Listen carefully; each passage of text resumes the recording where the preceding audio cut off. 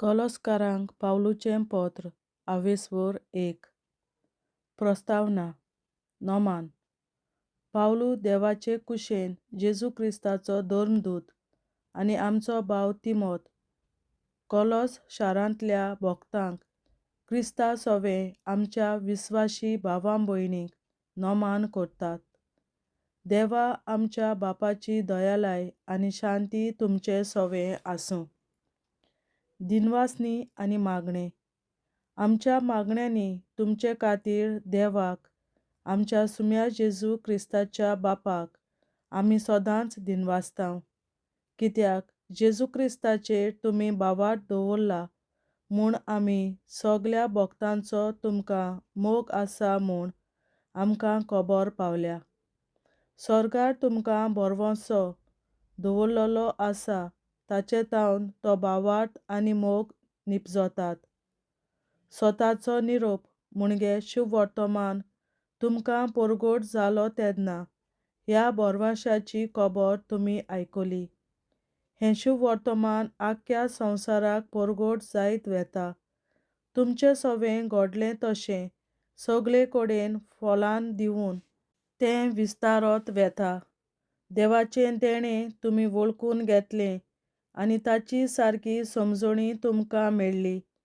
त्या दिसा तावन तुमचे मदें अशें घडत आयलां.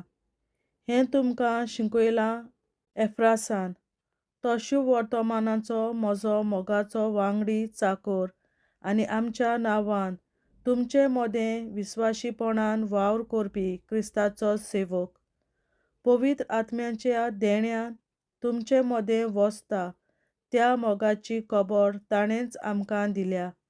ह्या पासत तुमची खबर आमी आयकल्यात तेतून तावन आमी सदांच तुमचे खातीर मागणें करतांव आनी देवा लागीं मागतांव तें हें.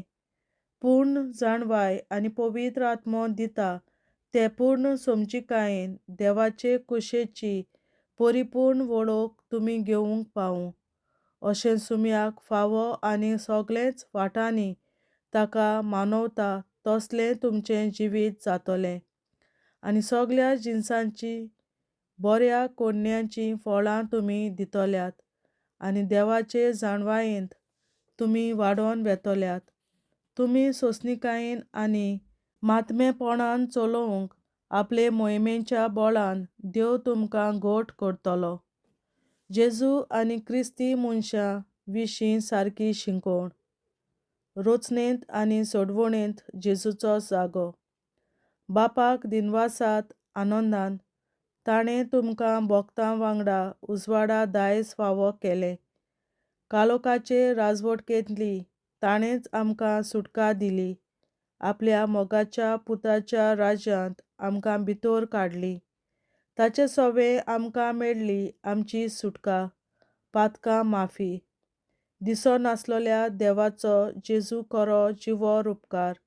रचना मदलो तो मालगडो. स्वर्गार पृथ्वेर सगल्यो रचना दिसतात आनी दिसनात त्यो. कोणूय त्यो जावं राजा, प्रधान, अधिकारी, अधिपती ताचेच वरवीं रचून आयल्यात. आसा तेंसर ताचे वरवीं आनी ताचेच खातीर रचलां.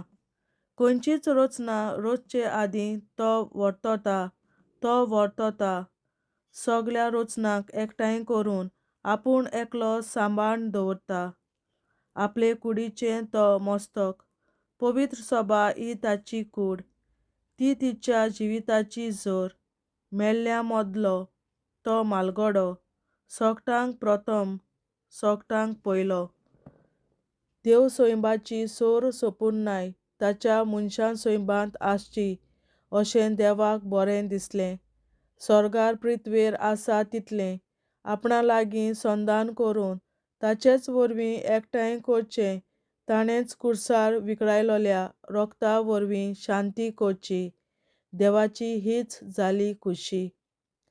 कॉलोसकारां सोडवणेची भागीदारां. एका वेळार तुमचीं खोटीं कर्तुबां तुमचें वायट मोन दाखयतालीं. तांकां लागून तुमी देवा तावन कोडसडलोलीं आसल्यात. ताचीं दुस्मानां जाल्यात. पूण आतां देवान तुमकां ताच्या पुतान आपले विनाशी कुडींत भोगलोल्या मोन्ना वरवीं संधान करून परतून आपले वेंगेंत घेतल्यांत आनी अशें ताणें आपणा मुखार तुमकां पवित्र निश्कळंक आनी निरपराधी उबीं करून दवरल्यांत.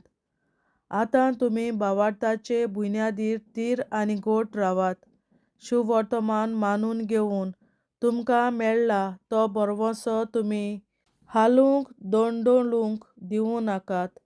हें शुभ वर्तमान मोलबा खाला आसलेल्या सगल्या मनशां मदें परगट जालां आनी हांव पावलू ताचो सेवक जाला. विदेशांचे चाकरेंत पावलूचे कश्ट. तुमचे खातीर हांव आतां कश्ट सोंसतां ते खुशालकायेन सोंसतां. आनी हे भाशेन जे क्रिस्ताच्या कश्टांत कितें उणें आसा ताचें माप ताचे कुडी खातीर म्हणगे पवित्र सोबे खातीर हांव म्हजेच कुडींत भरून हाडटां. आपले येवजणे पोरमोणें देवान म्हाका पवित्र सोबेचो चाकर केलो आनी आपलो संदेश पूर्णपणी तुमकां परगट करची जबाबदारी ताणें म्हजे आधीन केली. हो संदेश काळा युगांच्या आनी मनशा कुळाच्या आरंभाक तावन देवान लिपोवन दवरलोलो घोट, पूण आतां ताणें आपल्या भक्तांक तो दोखल केला. तो तांकां उक्तो करूंक देवाचो हेतू हो आसलो की ह्या मोहिमेभरीत गुटाचो पडझड सगल्या विदेशां मदें विस्तारोन वचो आसा म्हूण तांकां कळोन येवचें. हो गूट म्हणल्यार तुमचें सवें आसा तो क्रिस्त, तुमचे मोहिमेचो बरवंसो. ह्या क्रिस्ताक आमी परगट्टांव आनी सगळे जाणवायेन जेजू क्रिस्ता सवें सगलीं संपूर्ण जावचे खातीर सगल्या मनशांक आमी शिटकायतांव आनी शिकयतांव. ह्याच खातीर म्हजे भितर वावुरतल्या क्रिस्ताच्या शक्तिवंत बळान हांव घास घेवन वावुरतां आनी झुजतां. देवाचें उतोरें. देवाचे व्हड उपकार.